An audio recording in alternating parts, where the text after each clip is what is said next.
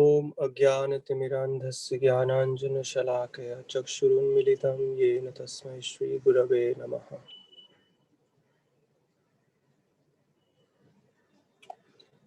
नमः ओं विष्णुपादाय कृष्णपृष्ठाय भूतले श्रीमते भक्तिवेदान्त स्वामिनिति नामिने।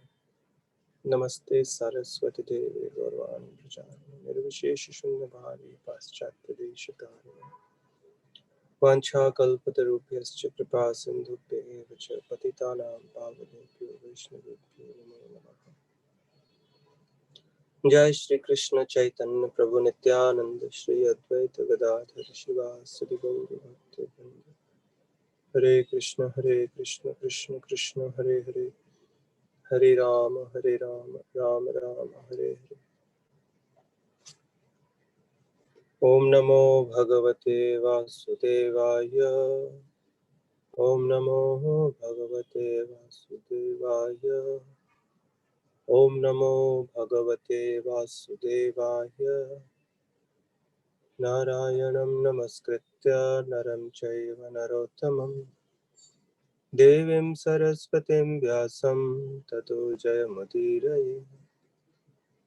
नष्टप्रायेषु अभद्रेषु नित्यं भागवत सेवया भगवती उत्तमश्लोके भक्ति भवति नैष्टिकी। कृष्णाय वासुदेवाय देवकी नन्दनाय च नन्दगोपकुमाराय गोविन्दाय नमो नमः। तप्त काञ्चन गौराङ्गी राधे वृन्दावनेश्वरी वृषभानुसुते देवी प्रणमामि हरिप्रिये। Hare Krishna. So chapter number 11, the universal form. As the name itself suggests, that this is talking about the Lord's form. In Sanskrit or Hindi, the name for this chapter is Vishwa Rupa Darshan. So very intelligently, Vyasadeva has named the chapter Vishwa Rupa Darshan. So the universal form of the Lord. Even if the Lord is pervading the entire universe, he has a form.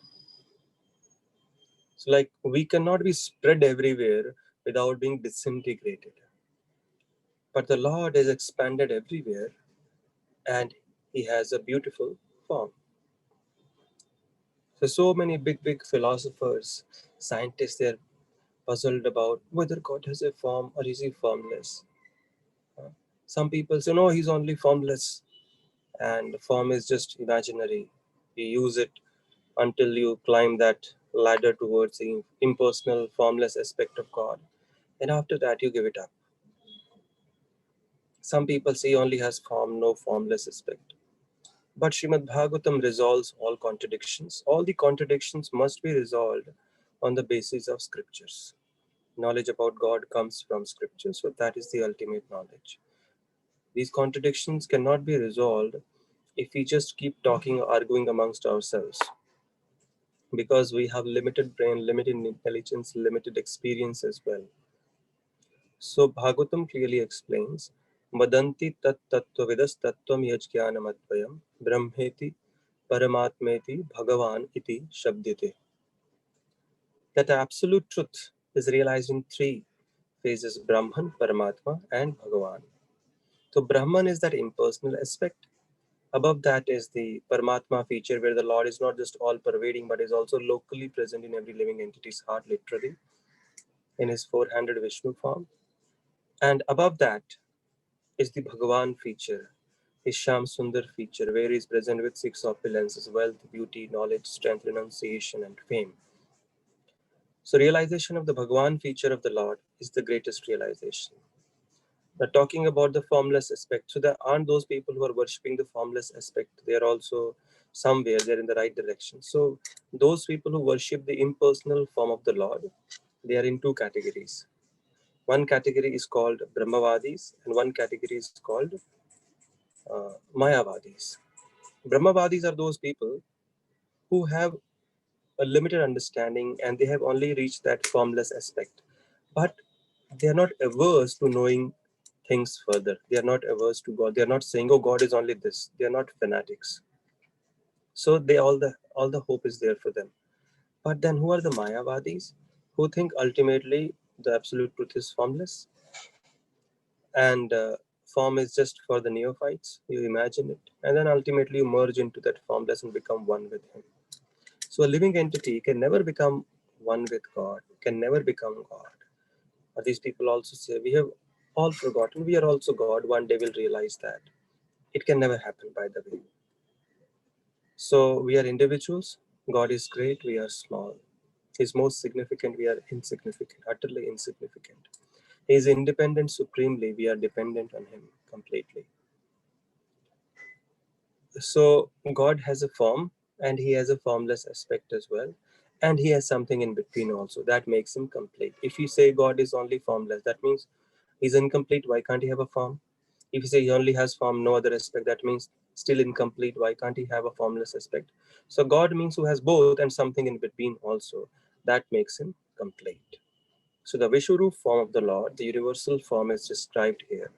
Krishna, when he went as a messenger to Duryodhana to ask for villages at least for the Pandavas, because as Kshatriyas they were duty bound to rule, they could not have taken up any other occupation. Duryodhana refused, and in fact he wanted to bind Krishna up. So Krishna said, "You want to bind me up? Okay, first you'll have to get enough rope to encircle me." And then the Lord manifested his semi-universal form, not full. And Duryodhana was totally bewildered. So this is a chapter. The most confidential knowledge Krishna has given in the previous 2-3 chapters to Arjuna, especially in the previous chapter. And Arjuna has heard that. He's fully convinced. Now he's telling Krishna, the beginning of this chapter, he says, "My dear Krishna, till now you have given me the most confidential knowledge." And in the previous chapter, if you remember, he explained how he is present in different aspects of this creation, how by the light of the sun, the taste of water, how is the source of material and spiritual worlds. Everything is explaining how he is present everywhere. Nothing can exist without him. Now, Arjuna, at the beginning of this chapter, he's requesting Krishna, "Can you please show me that form in which you are actually present all over the universe?" Now, please understand, Arjuna has no interest in seeing that universal form of the Lord. He's completely satisfied seeing the Sham Sundar form of the Lord, two-handed form, which is the most attractive form. Later on, Krishna will explain how this is the most rare form. Even the Devatas, great sages, find it difficult to have darshan of this form of Krishna in Vrindavan, playing his flute. So Arjuna is requesting Krishna to show the universal form in which he is pervading or covering the entire universe for two reasons. One is he wants to establish for everyone else that how Krishna is the source of everything. Everything is coming from him and present in him. Secondly, he wanted to set a standard for people to come in Kali Yuga who would claim to be God. Because in Kali Yuga, especially in India, it is a supermarket of gods. In Mumbai also we have 2-3. I will not mention names. You can message me privately if you want to know. And so it has become a fashion. Some so-called godmen or gods or spiritual gurus also, they're like self-proclaimed saviors of the people of this world, just because they claim to be saviors, just because they have mustered up some popularity or mastered some magical tricks. Now this is very, very dangerous. Just because somebody can produce some ash, some gold, somebody can produce an apple for you, somebody can cure your knee pain, doesn't mean that he's God. Even the doctor is doing that. The gold mines are producing gold. Even if you burn a dead body, you can have ashes as many as you want, as much as you want. So that is not the standard of God. Arjuna wants to set the standard. If in future anyone claims to be God, he must be willing to show this universal form. So we don't actually show any interest in seeing the universal form of the Lord.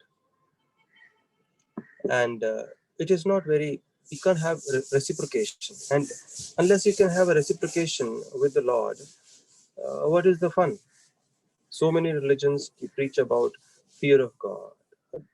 Ah, but see, the kind of religion Chaitanya Mahaprabhu taught 500 years back is the mood of Vrindavan, where they are not scared of Krishna, they are not scared of God.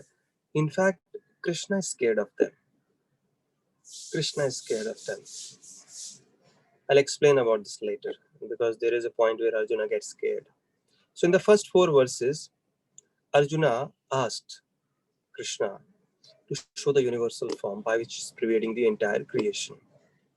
And in the next, you can say 5 to 14 verses, next 10 verses, actually Krishna exhibits that universal form.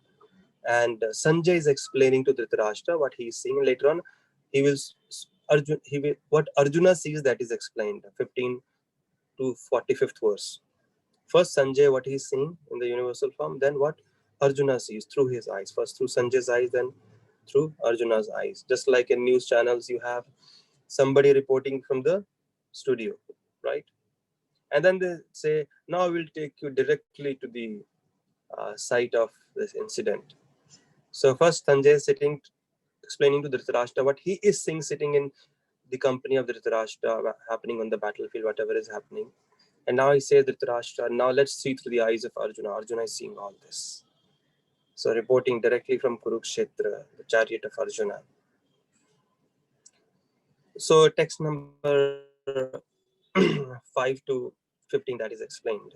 So Krishna clearly explains here. Said, Arjuna, I'm going to show you a form which nobody has ever seen and will never be seen by anybody else. And in this form, you will see all the Devatas, the Rudras, the Adityas, the Vasus, and everyone present.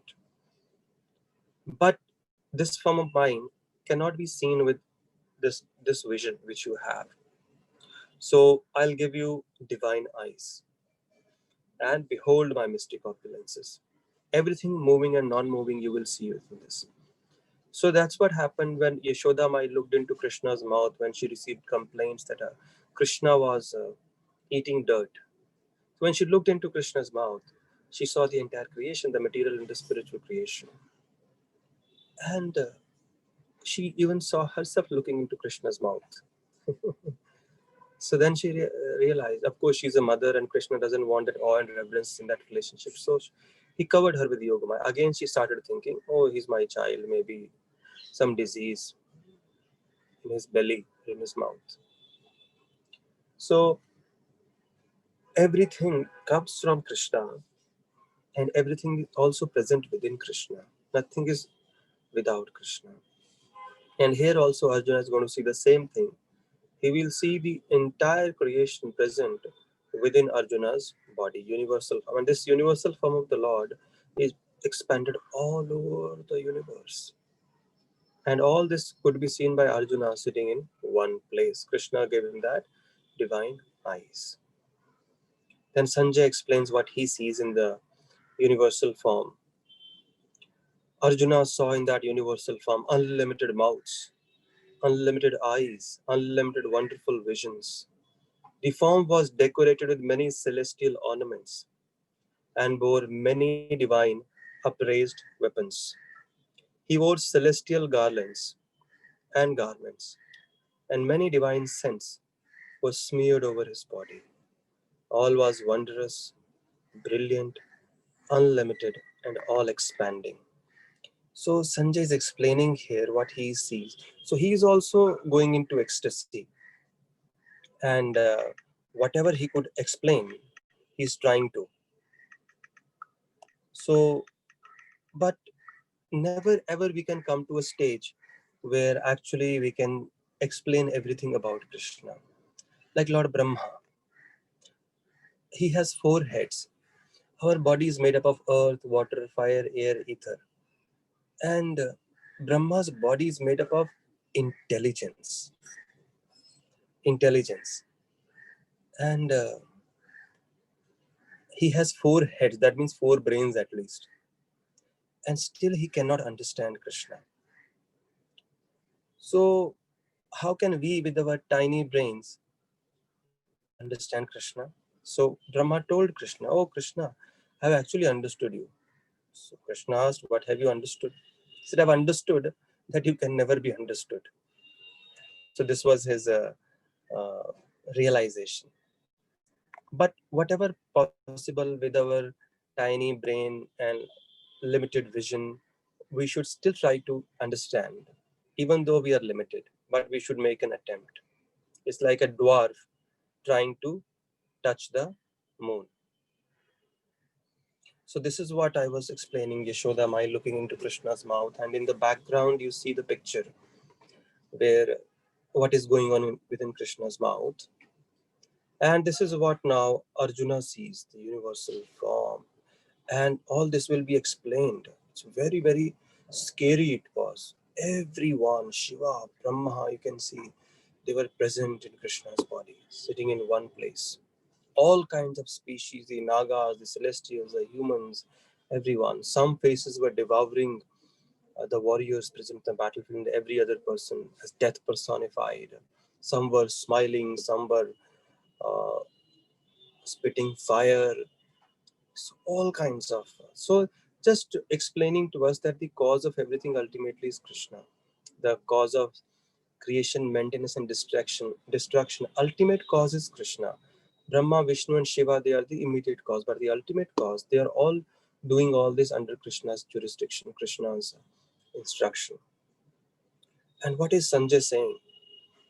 Divi Surya Sahasrasya Bhaved Yugapad Uttita Yadi Bhasadrishi Sasyad Bhasastasya Mahatmana. We can't even imagine the sight of this universal form. He says if hundreds of thousands of suns were to rise at once into the sky, their radiance might, he's not saying will, might resemble the effulgence of the Supreme Person in that universal form. That's why Krishna said, you cannot see my this form with these eyes that you have got, Arjuna. And therefore he exhibited or gave him a divine vision by which he could see this effulgent form of the Lord. We can't even look at an electric bulb for a long time. So he said, therefore, I'll give you a divine vision. Otherwise, Arjuna would have gone blind. At that time, Arjuna could see in the universal form of the Lord the unlimited expansions of the universe, situated in one place, although divided into many, many thousands. Just like sitting in one place. Now you might be thinking, how was Arjuna able to see sitting in one place everything spread over the universe, all the different creations, the different parts of the universe? It is not very difficult. A human being can create a technology where you're sitting at home and you can see on your television screen what is happening 10,000 miles away, right? Or you can have like Zoom. Why go that far? Somebody is sitting in Mumbai, somebody Kolkata, somebody Delhi, and all simultaneously can appear on one screen. So you're seeing everything. So why, if a human being can create such technology, why can't God facilitate that for his dear devotee like Arjuna? Sit in one place, everything I will give you. Like Krishna says, Ananyas chintayanto mam ye janah paryupasite tesham nityabhyuktanam yogakshemam vahami. Kuch mat karo. Don't run around. Sit in one place and think of me. I will supply your needs. So a devotee doesn't have to work hard. He just has to sit and remember the Lord. Krishna will supply all the needs. He has promised this. And he will never go back on this promise of his. So Arjuna, when he saw this effulgent form, which he had never seen, because throughout his life he had just seen Krishna as his dear friend, and it is explained in Mahabharata many times. They would get together and they would just sneak out, Arjuna and Krishna, and just to spend some time together as when they would go into the forest, laugh, joke, and run around, take rest. So they were very close friends. So this was like a totally different experience for Arjuna. Just like you have been very goody friends with somebody, suddenly he shows his Vikral Roop, Vishwaroop. I never thought uh, my friend was so full of anger or greed. Or sometimes before the marriage, the boy and the girl, those goody days, and after the marriage, suddenly you see each other's Vikral Roop, Vishwaroop. all the faults of the universe present in one place, in one person, we start seeing, because familiarity breeds contempt. So it's a subtle science. So they were very close. So Arjuna's bewildered totally, not just thinking that what is this my friend, plus his form was ghastly. It was very fearsome. He says, then bewildered and astonished, his hair standing on end, Arjuna bowed his head to offer obeisances and with folded hands began to pray to the Supreme Lord. So when you see something majestic, powerful, beyond your experience, naturally you're filled with awe and reverence. That's what happened to Arjuna, as you can see in this picture. Arjuna had never treated Krishna like this, holding hands. Sometimes he would pull Krishna's leg. He would taunt him, he would tease him, he would call him Kalia, like that. And suddenly the tables turned. So now he's in a different mood. Now he's planning to, now he's beginning to offer prayers. And in his eye, through these prayers, he's also going to explain what he is seeing in this universal form. He says, my dear Lord Krishna, I see assembled in your body all the demigods and various other living entities. You can see what is happening here. You can also clearly just visualize that universal form through the eyes of Arjuna now. I see Brahma sitting on the lotus flower, as well as Lord Shiva and all the sages and divine serpents. In this picture, everything can be seen. The right side you have Brahma, left side you have Shiva, above him there are these serpent snakes. O Lord of the universe, O universal form, I see in your body many, many arms, bellies, mouths, and eyes expanded everywhere without limit. I see in you no end, no middle, and no beginning. So he could not see the beginning or the end. It was expanded all over the universe. How could you see the beginning or end of the unlimited? It is impossible. Your form is difficult to see because of its glaring effulgence, spreading on all sides like blazing fire on the immeasurable radiance of the sun. Yet I see this glowing form everywhere, adorned with various crowns, clubs, and discs. So Arjuna is saying it is very difficult, it is so effulgent, but I am able to see. The reason is because Krishna had given the divine vision. So only those persons who are blessed by Krishna can truly perceive his presence, can truly see him, understand him. And because Arjuna was blessed, so therefore he was able to see this form. And all those also who were blessed with the divine vision, they were able to see. And later on it is explained who else saw this universal form. Then he offers beautiful prayers, which had never taken place between the friends. You never treat a friend like who you never bow down to your friend, even though he may be the prime minister. Friends are like friends. But here, Arjuna is now understanding Krishna is some great personality, so he's offering prayers. You are without origin, middle, or end. Your glory is unlimited. You have numberless arms, and the sun and moon are your eyes. I, this he actually saw, and Brahma Samhita also explains that sun and moon are the Lord's eyes. I see you with blazing fire coming forth from your mouth. You can see the blazing fire in the picture, burning this entire universe by your own radiance. Although you are one, you spread throughout the sky and the planets and all space between. O great one, seeing this wondrous and terrible form, all the planetary systems are perturbed. Everyone within all the planetary systems, that means they were also witnessing this form and they were getting scared. That's what Arjuna is explaining here. So the celestial beings could see this form. Further, all the hosts of demigods are surrendering before you and entering into you. Some of them, very much afraid, are offering prayers with folded hands. Hosts of great sages and perfected beings crying, all peace, are praying to you by singing the Vedic hymns.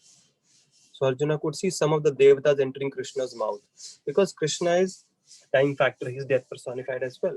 So he's just explaining that even the great celestials are finished by him in due course of time.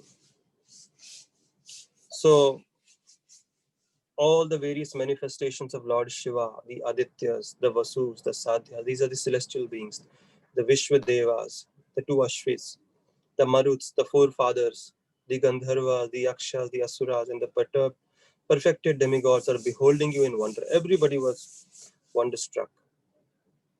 And all the planets and the demigods were scared seeing this form, and Arjuna could see that. He's explaining this to Arjuna. He says, everyone is scared, seeing your great form with its many faces, eyes, arms, thighs, legs and bellies, and your many terrible teeth. As and as they are disturbed, so am I. I am also disturbed. Arjuna is expressing his fear now. He says, I cannot maintain my steadiness or equilibrium of mind seeing this terrible form of yours. So many big, big mouths, great glowing eyes, gaping mouths. They were very fearful. You can see on the right side, top right side of the screen. So he says, Krishna, I am very, very fearful. I cannot maintain my balance, and I cannot see your blazing death-like faces and awful teeth. And looking in all directions, I am bewildered.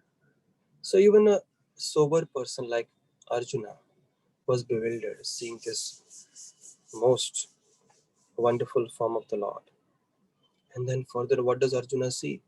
He sees the future. He says, all the sons of Dhritarashtra, along with their allied kings, and even Bhishma, Drona, Karna, and our chief soldiers also, are rushing into your fearful mouths.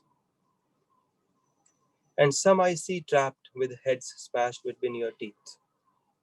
So now Krishna has also given him the vision to see the future, where Arjuna could see what was going to happen in this battle. Not only Karna, Bhishma, Duryodhana, Drona, they would die, but many of Pandava's main soldiers would also die. As the many waves of the rivers flow into the ocean, so do all these great warriors enter into your blazing mouths. He could see all those warriors entering into Krishna's mouth and getting crushed between his teeth. I see all people rushing full speed into your mouths as moths dash to destruction in a blazing fire. O Vishnu, I see you devouring all people from all sides with your flaming mouths, covering all the universe with your effulgence. You are manifest with terrible, scorching eyes. So what Arjuna is saying, that is being explained. O Lord of the Lords, so fierce of form, please tell me who you are. I offer my obeisances unto you. Please be gracious to me. You are the primal Lord. I want to know about you, for I do not know what your mission is. So this is a form which Arjuna had never seen. And he's asking, Baba, batao ho kaun? Who are you? Where have you come from? What is your mission seeing this fearful form? So then now Krishna starts explaining. He says, Shri Bhagavanu Vacha, Kalo asmi lokakshaya krit pravriddho lokan samahratam iha pravrittaha. Rite api tvam na bhavishyanti sarve ye avasthitaha pratyanikeshu yodhaha. He says, Krishna said, time I am the great destroyer of the worlds. And I have come here to destroy all people. With the exception of you, the Pandavas, all the soldiers here on both sides will be slain. So Kala is one of the energies of the Lord by which he humbles everyone in this world, by which he destroys everything. Kala, time factor, you see, it is a personality, and it is the most powerful destructive force. You see, there have been many, many conquerors in this world. There have been many, many beautiful people. There have been many, many powerful people, knowledgeable people, conquerors. Where are they now? All have been destroyed by time. All we have is a list of names now, and they are also forgotten. If they are not, they will be forgotten in some time. That is the power of Kala. And Krishna says, I have come here to destroy everyone. That's what happened, except the Pandavas. Everyone died. No one was spared. He says, you will be victorious. Again, Krishna is assuring Arjuna. He showed the future. Arjuna saw the Kauravas and his own warriors entering the battlefield, but he did not see any of the Pandavas entering Krishna's mouth. Tasmat tam uttishta yasho labhasva jitva shatrun pungshvarajam samriddham mayai vaite nihatah purvameva nimittamatram bhavashavyasachin. Says, therefore, get up, prepare to fight and win glory.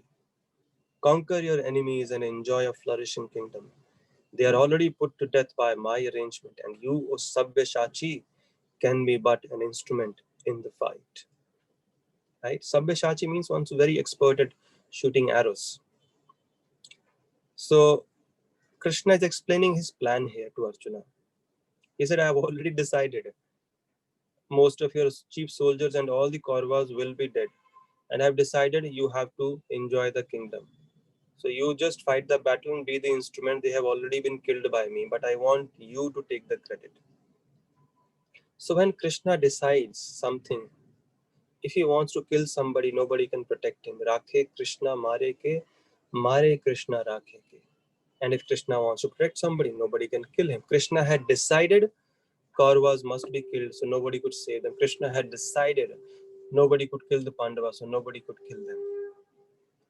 So nobody can actually challenge Krishna's decision. And he is the one who can change destiny, who can change anything. And he likes to give credit to his devotees, although ultimate doer of anything that we are able to accomplish in life, either material or spiritual life, the ultimate doer is Krishna. All we have to do is acknowledge his contribution, acknowledge that he is the doer and we are simply the instruments. The Lord has a will, he has a plan, and that plan can be found out from the scriptures.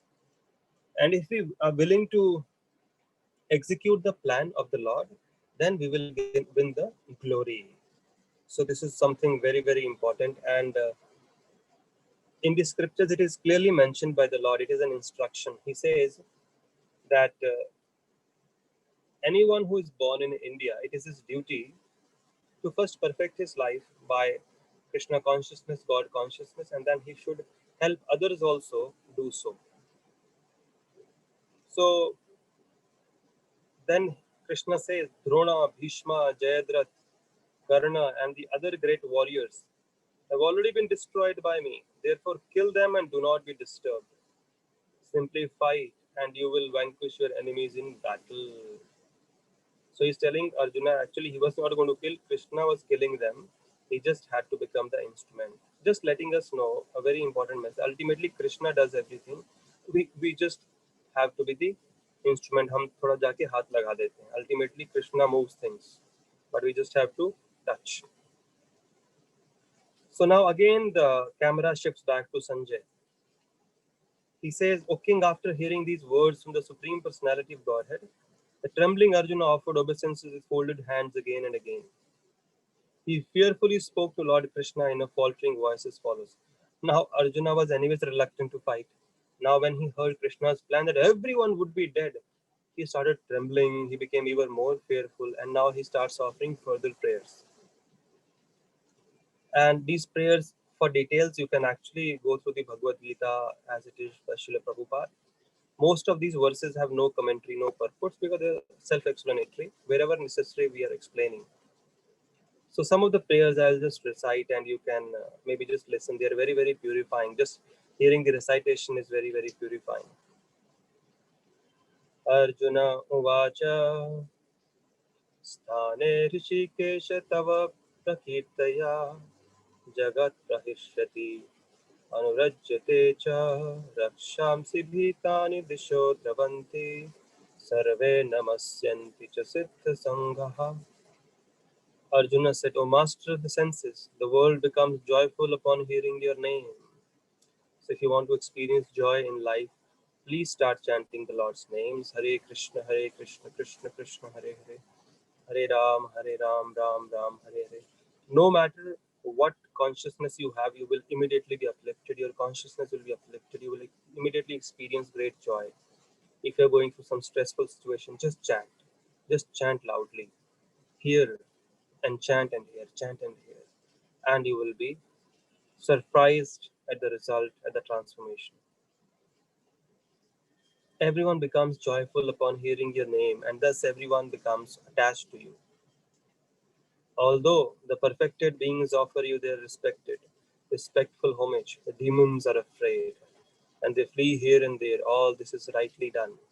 So the same form of the Lord, the demons are scared and the devatas are blissful. So where does the fault lie? The fault does not lie in the Lord. The fault lies in our own heart. So anybody who is sinful must be afraid of God and must be afraid of approaching Him, must be envious of God. Those who are faithful, uh, pious people, they must be blissful seeing the form of the Lord. So the same form of the Lord produces different emotions in the hearts of two different kinds of people. Like just like a policeman blows a whistle, a citizen, law-abiding citizen is passing by, and the thief is passing by. Both will have different emotions in their hearts. The thief will get scared because he's sinful, and the citizen will become fearless. कस्माच्च तेन नमिरन्महात्मन् गरीयसे ब्रह्मणोऽपि आदिकर्त्रे अनन्तदेवेश जगन्निवास तमक्षरं सत् असत्तत्परं यत्. O great one, greater even than Brahma, you are the original creator. Why then should they not offer their respectful obeisances unto you? O limitless one, God of gods, refuge of the universe. You are the invincible source, the cause of all causes, transcendental to this material manifestation. Tvamadidevah purushah puranas tvamasya vishwasya param nidhanam vedtasya vedyam cha param cha dharthama tvaya tatam vishwamanantarupa. You are the original personality of Godhead, the oldest, the ultimate sanctuary of this manifested cosmic world. You are the knower of everything, and you are all that is knowable. You are the supreme refuge, that means the supreme shelter of everyone. Nobody can give us shelter better than Krishna. He is the supreme shelter. We must understand this. So therefore, in times of need, we should only and only approach Him and nobody else.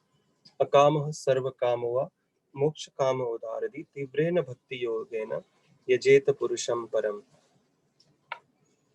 It is explained in Srimad Bhagavatam whether somebody has no desires, akama, sarvakam, or full of all desires, mokshakam, or desires of liberation, one must simply approach Krishna. Every need will be fulfilled. Above the material modes, and the Lord is nirguna. Nirguna का अर्थ ये नहीं है कि the Lord has no guna. There are three gunas: mode of goodness, passion, ignorance, and they are binding, they are material, so they are karmic. So those who are rebellious souls, they are bound by the three gunas. We call it conditioning in nature. These will be explained in chapter number 13 through 18 nicely, and very important concept to understand.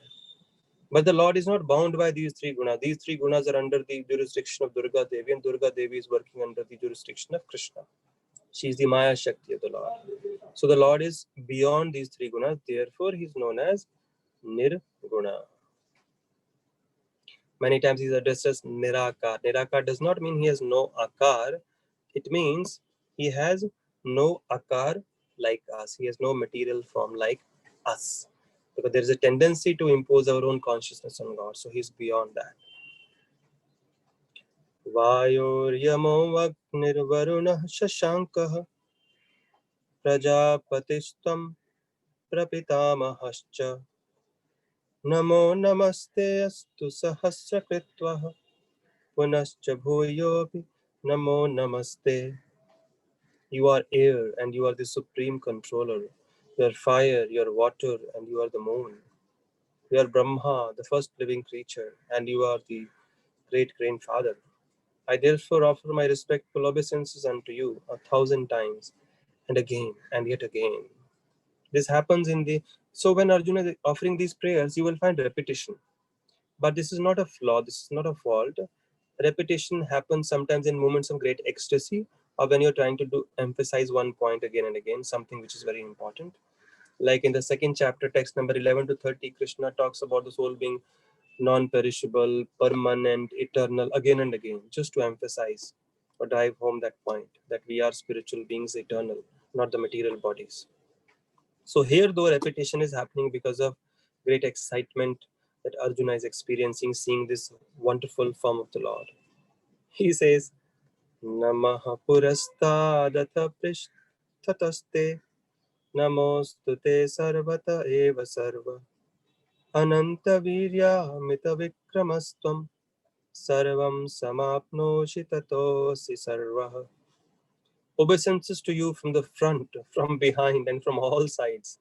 O unbounded power, you are the master of limitless might. You are all pervading, and thus you are everything. So he's just now becoming very, very full of respect. And he's realizing that the person he was dealing with till now, he's not an ordinary person. And in the next two verses, he begs forgiveness for considering him ordinary and treating him in that manner. He says, Sakheti matva prasabham yaduktam He Krishna He Yadava He Sakheti Ajnanata Mahimanam Tavedam Maya Pramadat Pranayayena Vapi Yachavaha Sarthamasatkritossi Viharashayasana Bhojaneshu Ekothavapi Achyuta Tat Samaksham Takshamaye Tamaham Aprameyam. Beautifully, he's explaining. Thinking of you as my friend, I have rashly addressed you, O Krishna, O Yadava, O my friend. Not knowing your glories, please forgive whatever I may have done in madness or in love. I have dishonored you many times, jesting as we relaxed, lay on the same bed or sat or ate together, sometimes alone and sometimes in front of many friends. Krishna was made fun of by Arjuna, and Krishna loved it. O infallible one, please excuse me for all those offenses. Now, this cannot happen between friends, but this is something when somebody has taken a lower position, seeing other person's majesty and grandeur. Pitasi lokasya characharasya tamasya pujyascha gurur gariyan natvat samo asti abhyadikah kutunyo lokatrayapi apratima prabhava.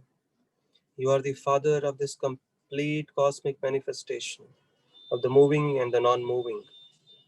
You are its worshipable chief, the supreme spiritual master. No one is equal to you, nor can anyone be one with you. How then could there be anyone greater than you within the three worlds, O Lord of immeasurable power? Glories of Krishna. Tasmat pranamya pranidhaya kayam prasadaye tvamahamishamidhyam piteva putrasya sakheva sakhyo priyah priyayarhasi deva sodhum. You are the Supreme Lord, to be worshipped by every living being. Thus I fall down to offer you my respectful obeisances and ask your mercy. As a father tolerates the impudence of his son, a friend, the impertinence of a friend, or a husband, the familiarity of his wife, please tolerate the wrongs I may have done you. He's begging forgiveness in these verses. Adrishtapurvam rishitasmi drishtva bhayena cha prabayatitam mano me tadeva me darshaya deva rupam prasida devesha jagannivasa. After seeing this universal form, which I have never seen before, I am gladdened, but at the same time my mind is disturbed with fear. Therefore, please bestow your grace upon me and reveal your form again as the personality of Godhead, O Lord of Lords, O abode of the universe. Now, Arjuna, maybe he's repenting in his house.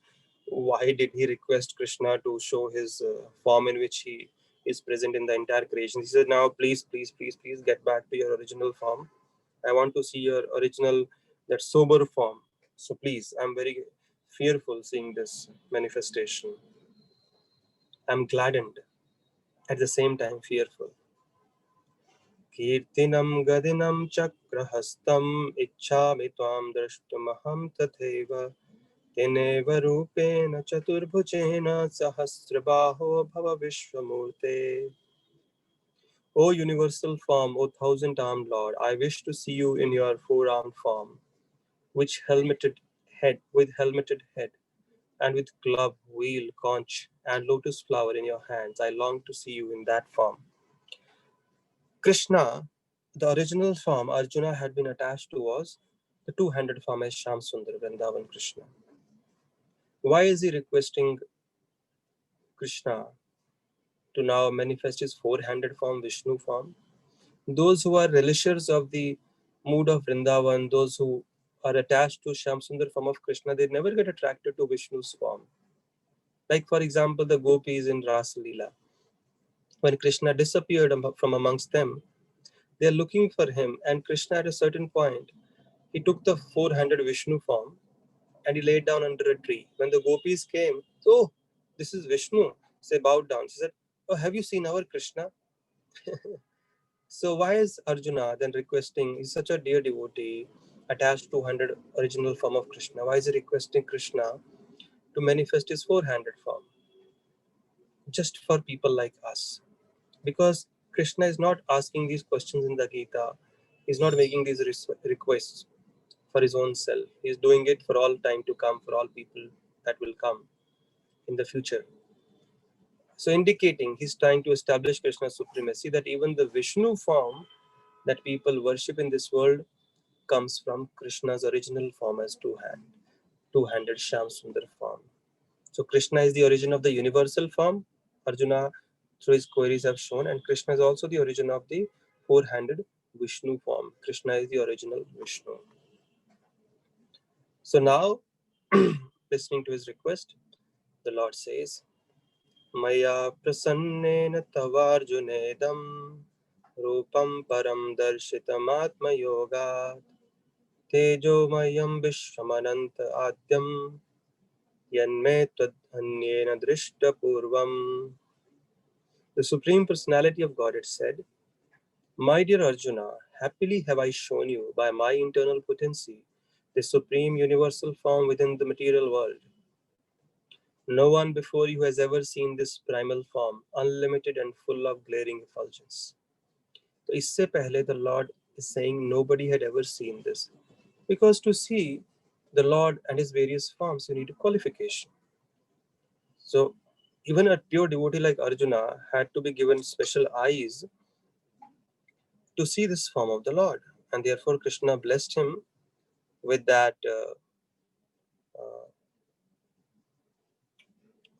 क्या बोलते हैं vision. With those eyes, Arjuna was able to see. So Krishna is indicating here that it is a rare form. So any manifestation of the Lord is rare, any form of the Lord, not just universal form. The most rare is Sham Sundar form of Krishna, Vrindavan, and after that the Vishnu form and the universal form, or any manifestation of the form of the Lord is rare. So to approach that form, we need some qualification. न वेद यज्ञाध्ययनेर्न दानेर् न च क्रियाभिर्न तपोभिरुग्रः एवं रूपः शक्य अहं नृलोके द्रष्टुम त्वदन्येन कुरु Pravir. O best of the Kuru warriors, no one before you has ever seen this universal form of mine, for neither by studying the Vedas, nor by performing yajnas, nor by charity, nor by pious activities, nor by severe tapasya can I be seen in this form in the material world. Just see.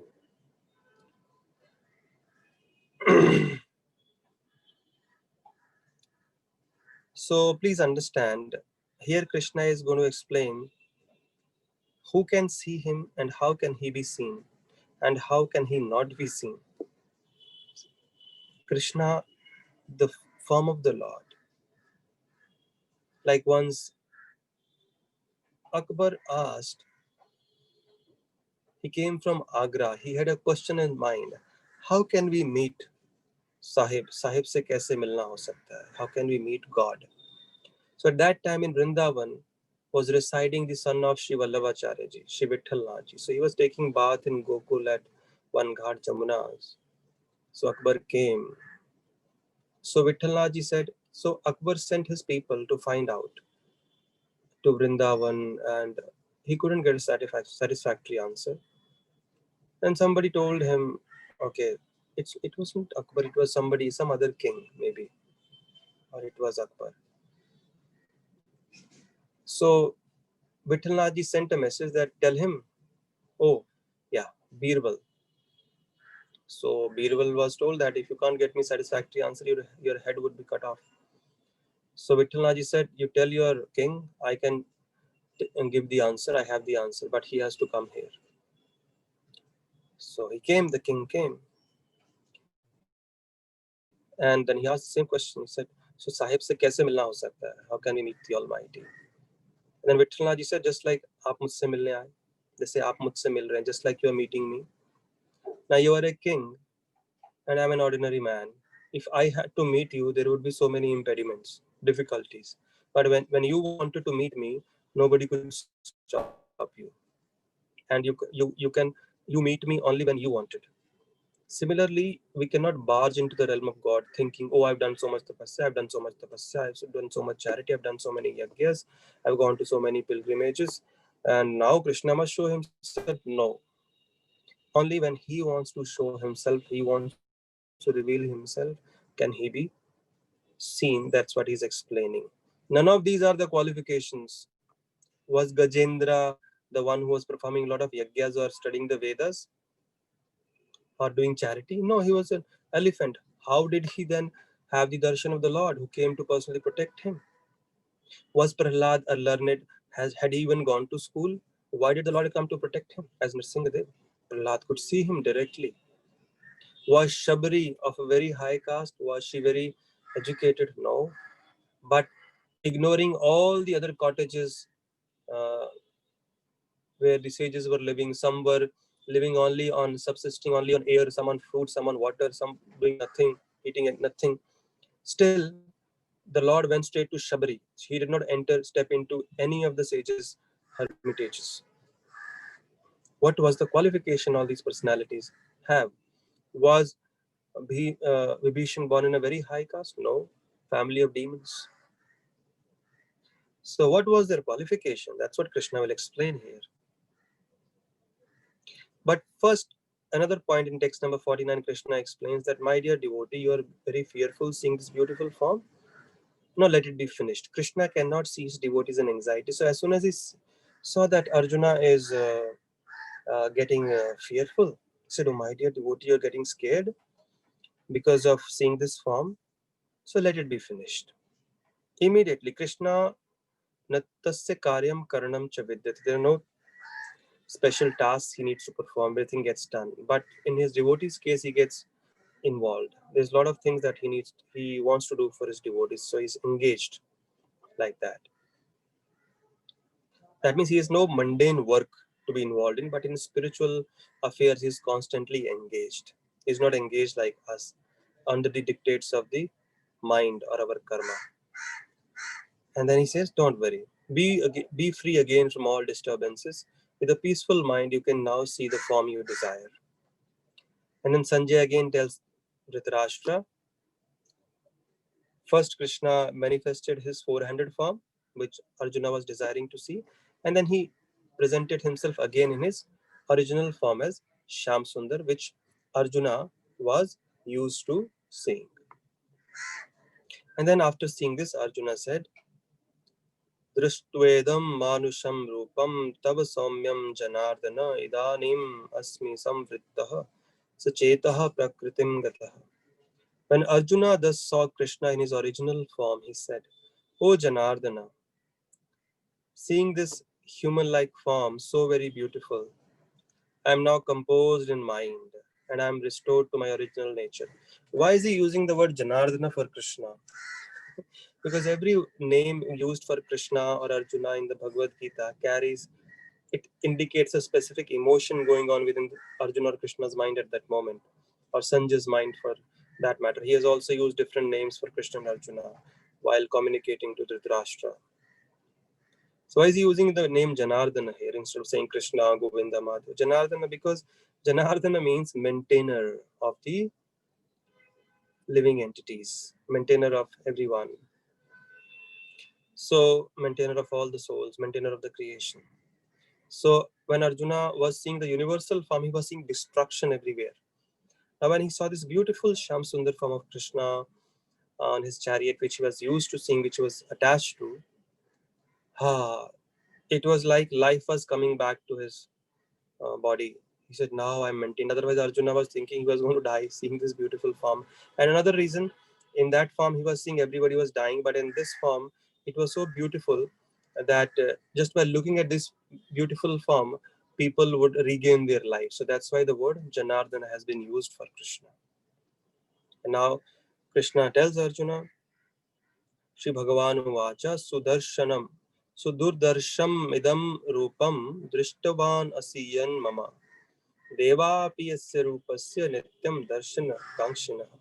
Says, my dear Arjuna, this form of mine you are now seeing is very difficult to behold. The Shyam Sundar form of Vrindavan, Golok Vrindavan. Even the demigods are ever seeking the opportunity to see this form, which is so dear. This form you are seeing with your transcendental eyes cannot be understood simply by studying the Vedas. This form, especially this form, as even the universal form was not able to see. It was not possible to see with the study of Vedas, pilgrimages, yagyas, charity, all kinds of tapasya. And here is again telling, especially this form as Shyam Sundar, Golok Vrindavan, Vrindavan Krishna, cowherd voice form. Krishna again says that it cannot be seen simply by studying the Vedas, nor by undergoing severe penances, nor by charity, nor by worship. It's not by these means that one can see me as I am. Then how can we see you? He explains in this verse, which he has explained at many places in the Gita. Bhaktya tu ananyaya shakya aham evam vidho arjuna gyatum drashtum cha tattvena praveshtum cha parantapa. He says, my dear Arjuna, please listen to this carefully. If you want to understand Krishna, have his darshan, have his grace, this is the way which he has shown at different places in the Gita. Only by undivided devotional service, that means bhakti. Bhakti means hearing, chanting his names, remembering, hearing his katha, offering prayers, serving his deity form, like that. So this is bhakti, what we are doing. Only by undivided devotional service can I be understood as I am, standing before you, and can thus be seen directly. Only in this way can you enter into the mysteries of my understanding. That means only through bhakti can Krishna be understood, can Krishna's activities be understood. Otherwise, Krishna's activities will be misunderstood if there is no bhakti. People will keep finding faults with God. God has no faults, but we find faults because we lack that devotional service. And Krishna therefore does not reveal the truth. मत्कर्म कृन्मत् परमो मद्भक्तः संगवर्जितः निर्वैरः सर्वभूतेषु यः सु समामेति Pandav. My dear Arjuna, now he summarizes everything. He who engages in my pure devotional service, free from the contamination of fruitive activities and mental speculation. He who works for me, who makes me the supreme goal of life, and who is friendly to every living entity, he certainly comes to me. Qualifications. So I would highly recommend all of you must be having the Gita, or the Pavitra team can share with you. Text number 11 from the Veda Ways, you can Google Bhagavad Gita Veda Ways. Go to text chapter number 11, the last verse, text number 55, Mat Karma Krin Mat Parmo. And I would recommend everyone must go through the purport, because this verse, text number 55, is considered the essence of the verses, and especially more revealing is the purport. So if you go through the purport, Srila Prabhupada is very nicely explained how everyone can be engaged in devotional service, and he has explained in the most practical ways. If you can't do this, at least do this. If you cannot do this, at least do this. So please read that purport. It's like 3-4 pages purport, and you will get an idea that from your level how you can connect with Krishna and be blessed. Thank you very much. Hare Krishna. So I'll just briefly give you the acronym for this chapter. This chapter is called Universal Form, and the acronym for this chapter is RUPA, Rupa. It will be easy to remember. So letter R is text number 1 to 4, request. Arjuna is requesting Krishna to show the universal form.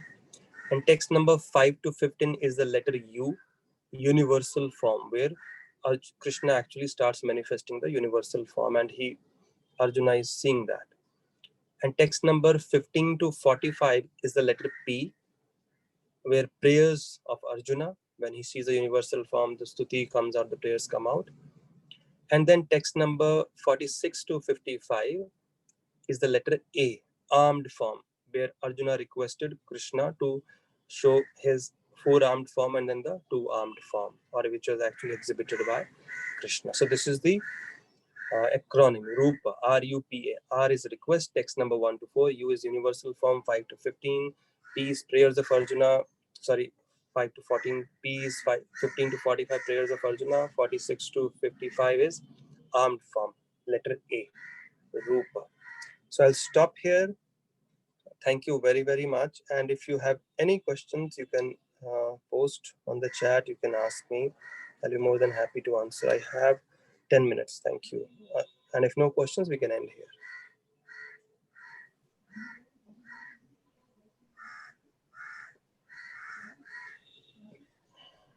Prabhuji, I have a question. Ji. Prabhuji, can you explain non-doership in our right and wrong actions? How we are instruments only in good actions, and what about the wrong actions performed by us? Yeah, so we are instrumental in the sense the desires we create. There is a free will given to every living entity, and based on that free will, sometimes we use it, sometimes we misuse it, and that free will is never taken away from us. Just like the children will always have the qualities of their parents, similarly we are all parts and parcels of Krishna, and Krishna is supremely independent. So that kind of independence to a minute degree is also present in every living entity, to choose between what is right and what is wrong. So in that sense, we are actually the doers, as in desires we create, but we do not have the ability to fulfill those desires. So the Lord as Paramatma in the heart, which is another feature of Krishna, has twofold role, Upadrashta and Anumanta. Upadrashta means the overseer and Anumanta means sanctioner.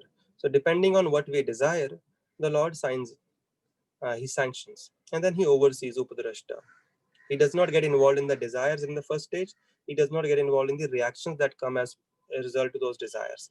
He is simply a neutral personality, facilitates the fulfillment of our desires. We can only desire, but ultimately, unless he sanctions, desires cannot be fulfilled. Anybody who wants to forget him, he creates the facilities. Anybody who wants to remember him, he creates the facilities. So everything automatically then boils down to our own desire. Does that answer your question? Yes, Prabhuji, but also like Arjun, he didn't have the desire to fight, but then he became an instrument in Krishna's hand. So how do we coordinate that? It's not he did not have the desire to fight. He always had the desire to fight. He had been put into illusion by Krishna because Krishna wanted to speak the Gita and he wanted Arjuna to become the instrument. So he was acting as Krishna's puppet. अगर उनको झगड़ा नहीं करना होता, कौरवों से लड़ाई नहीं, युद्ध नहीं करना होता, तो आए क्यों थे रथ लेकर सज धज के? Please understand that.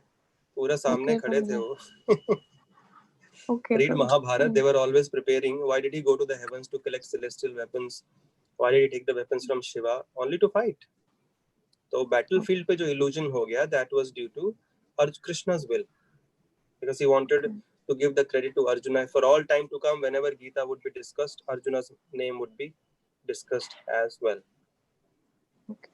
Prabhuji, Dr. Goel has a question. Yes. Hare Krishna, Prabhuji.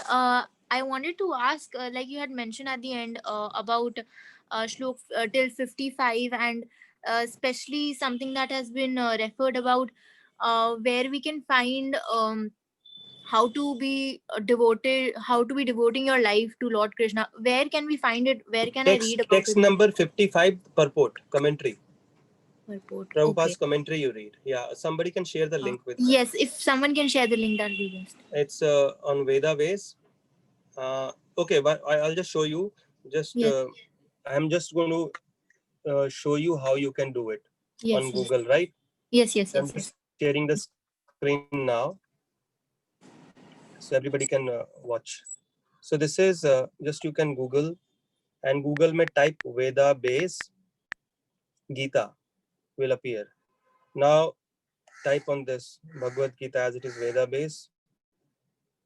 You tap on chapter number 11, and then go to the sorry, this is 12th text number, chapter number 11. Go to the last verse purport and text 55. Click on that, and then just this is the purport. Can you see? Can everyone see? Yes, Prabhuji, we can see. So this is how you can find. And so the Lord has Prabhupada has very nicely explained, like uh, no work should be done by any man except in relation to Krishna. This is called Krishna karma. One may be engaged in business, but to transform that activity in Krishna consciousness, one has to do business for Krishna. If Krishna is the proprietor of Krishna business, then Krishna should enjoy the profit of the business. If this is not possible, then do this. If that is not possible, do that. So like that, gradually Prabhupada is taking, if one cannot do that, at least grow a tulsi plant, offer some prayers, offer some water. So you'll find a practical advice in this purport. So everybody should actually go through Anju. this. Thank you so much, Prabhuji. Thank you so Thank much. you. Hare Krishna. Okay, do I have the permission Okay. to leave now? Yes, Prabhuji, thank you so much. Looking forward to the Hare Krishna. next Thursday, Hare Prabhuji. Krishna. Thank you.